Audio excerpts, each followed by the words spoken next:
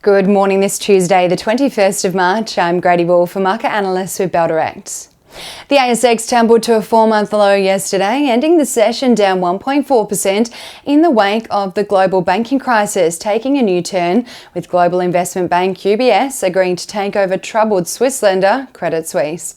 Investors are also eyeing off the all-important FOMC meeting in the US later this week, where it is expected the Federal Reserve will announce a 25 basis point rate hike at the conclusion of the meeting on Thursday morning, Australian time.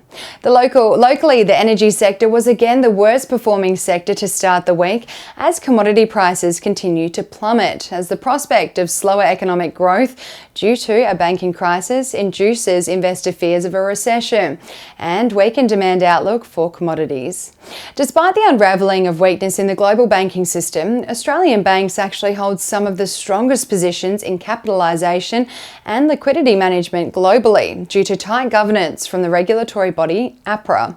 This tight scrutiny has proved successful in maintaining strength for Australian banks in the past during key events like the GFC and the pandemic. A welcome relief rally started the week on a positive note for US investors as Wall Street closed higher across the key indices on Monday. Investor sentiment was boosted by hopes that the global banking crisis may be easing after UBS agreed to take over troubled lender Credit Suisse. The Dow Jones closed up 1.2%, the S&P 500 rose 0.9%, and the Nasdaq added 0.4% to start the week. We may see a shift in sentiment though later this week after the Fed hands down its interest rate decision for the month ahead. Over in Europe, markets rallied to start the new week, also boosted by UBS's takeover of Credit Suisse, with UBS chairman Colm Kelleher saying the acquisition is attractive for UBS shareholders. Germany's DAX rose 1.12%, the French CAC added 1.27%, and in the UK, the FTSE 100 rose almost 1% to start the week. On the commodities front, oil has rebounded this morning to trade 1.35% higher at $67.64 a barrel. Gold is down 0.64% at $1,975 an ounce, and iron ore is flat at $132 a tonne.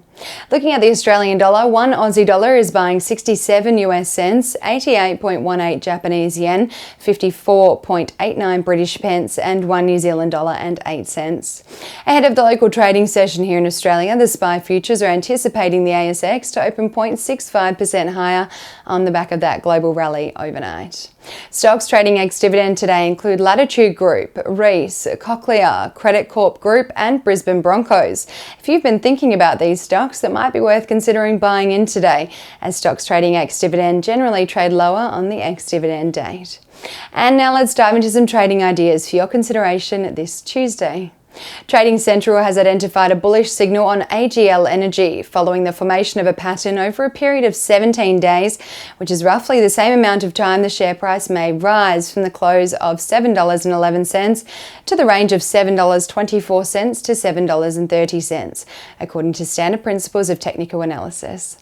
And on the other hand, Trading Central has identified a bearish signal on Viva Energy Group following the formation of a pattern over a period of 28 days, which is roughly the same amount of time the share price may fall from the close of $2.79 to the range of $2.48 to $2.54, according to standard principles of technical analysis.